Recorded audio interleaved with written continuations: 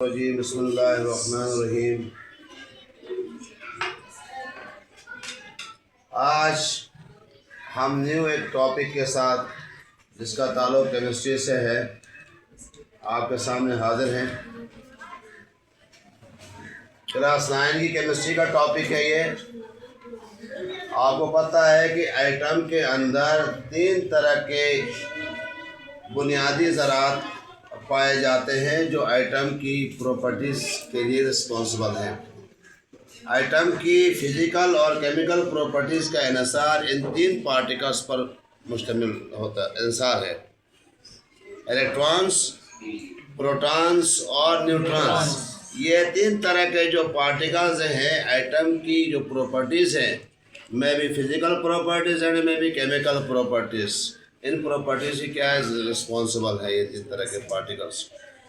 आज जो हमारा जो टॉपिक है, वैसे तो एटम के अंदर मोर देन 100 पार्टिकल्स पाए जाते हैं। मॉडर्न थ्योरी ये बताती है हमें कि मॉडर्न रिसर्च हमें ये बताती है कि एटम के अंदर 100 से ज़्यादा पार्टिकल्स पाए जाते हैं, लेकिन इसमें 3 तरह के जो पार्टिकल्स हैं वो ऐसे हैं जो एटम की properties physical and chemical properties से क्या है रिस्पॉन्सिबल है।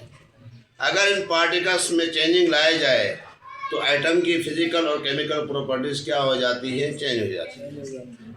उनमें से एक पार्टिकल है इलेक्ट्रॉन। जॉन डाल्टन ने इससे पहले ये बताया कि एटम क्या है, मादे का क्या है, सिंपलेस्ट ज़र्रा है, यानी इससे कोई छोटा ज़र्रा मौजूद नहीं है। बाद में मज़ीद रिसर्च से, मज़ीद तहकीक से, साइंटिस्ट की तहकीक से पता चला कि एटम के अंदर एटम मादे का सबसे छोटे से छोटा ज़रा नहीं है, बल्कि एटम के अंदर और भी ज़रात पाए जाते हैं। उन ज़रों को किसका नाम दिया गया? इलेक्ट्रॉन, प्रोटॉन और न्यूट्रॉन का नाम दिया गया। इनकी डिस्कवरी किसने की? सबसे पहले जो ज़रा हमारे पास जिसकी डिस्कवरी हुई किसने की? जे थॉमसन ने की और विलियम क्रुक्स ने की। 2 साइंटिस्ट ने, एक जे थॉमसन और दूसरा विलियम क्रुक्स ने। इन्होंने किसकी डिस्कवरी की? डिस्कवरी ऑफ किसकी की? Discovery of electron. अब इसके लिए इन्होंने जो ऑपरेटर्स का इस्तेमाल किया, उन्होंने एक क्या इस्तेमाल की? एक गिलास ट्यूब इस्तेमाल की। ये किसकी बनी हुई? गिलास की बनी हुई है। गिलास का मतलब कांच की बनी हुई। इस ट्यूब को इन्होंने किसका नाम दिया गया? डिस्चार्ज ट्यूब का नाम दिया गया। ये किस पर मुश्तमिल है? एक गिलास पर मुश्तमिल है और 2 इलेक्ट्रोड्स पर मुश्तमिल है। 2 इलेक्ट्रोड्स ये किसके बने होते हैं? ये दोनों इलेक्ट्रोड्स, एक है कैथोड और दूसरा क्या है? एनोड है। दोनों किसके बने हुए? मेटल्स के बने। जैसे आप ले सकते हो कॉपर मेटल है, एल्युमिनियम मेटल है, आयरन मेटल है। ये 2 जो प्लेटें बनी हुई, जो इलेक्ट्रोड्स कहते हैं इनको, ये किसके बने हुए? मेटल्स के बने। इन दोनों इलेक्ट्रोड्स को एक हाई वोल्टेज, बैटरी की ये साइन है, ये जो अलामत है ये किसकी है? बैटरी के लिए यूज करते हैं। किसके लिए? बैटरी के लिए। ये जो सिंबल है ये किसके लिए इस्तेमाल करते हैं हम? बैटरी के लिए। ये वाली कौन सी सिंबल? कौन से वाले सिंबल? ये वाले सिंबल जो हम इस्तेमाल करते हैं किसके लिए? बैटरी के लिए। अब इसमें एक तरफ क्या लगा हुआ? माइनस और एक तरफ प्लस। एक हाई वोल्टेज बैटरी से इन दोनों इलेक्ट्रोड्स को क्या कर दिया गया है? जोड़ दिया गया। अब इस ट्यूब के अंदर इसमें क्या लगा हुआ? एक वैक्यूम पंप भी लगा हुआ है। ये वैक्यूम पंप लगा हुआ, खिलाई पंप। इसका काम क्या है? गैस, ट्यूब के अंदर क्या मौजूद है? गैस मौजूद है।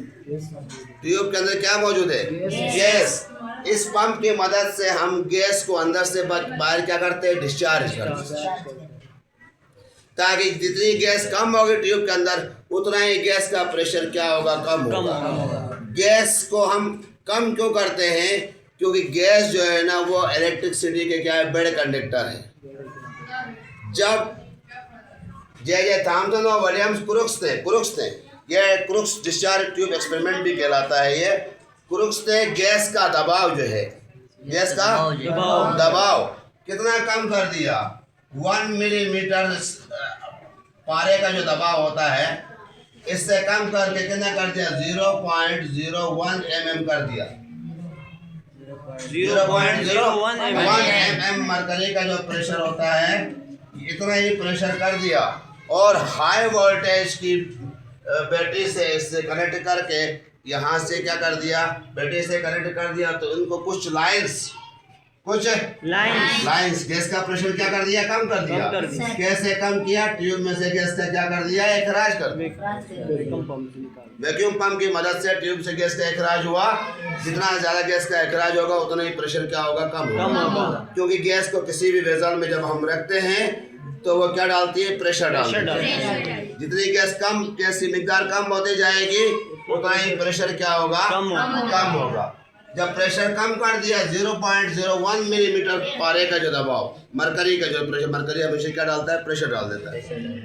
कर दिया और हाई वोल्टेज की करंट क्या कर दिया बैटरी जो करंट गुजार दिया गया कुछ कौन से लाइन्स ब्लू कलर की ब्लूइश लाइट किस तरफ कैथोड से किस तरफ एनोड की तरफ जाते हुए नजर आए